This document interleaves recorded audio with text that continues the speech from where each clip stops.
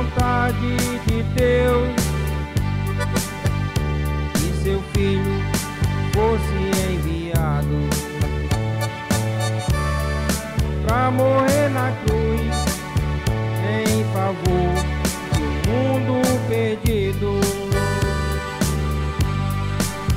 em favor do mundo perdido.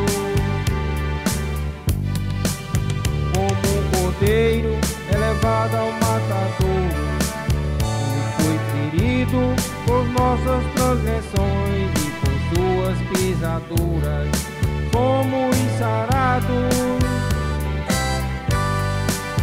Como um cordeiro é levado ao matadouro, ele foi ferido por nossas transgressões e por suas pisaduras fomos sarados. Foi da vontade de Deus que seu Filho fosse crucificado por nossos pecados e nossas culpas diante de Deus, e nossas culpas diante de Deus.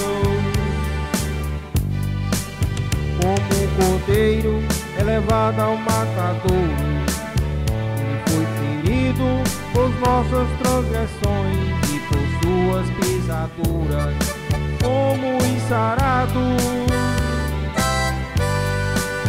Como um cordeiro é levado ao matadouro, ele foi ferido por nossas transgressões e por suas pisaduras fomos sarados.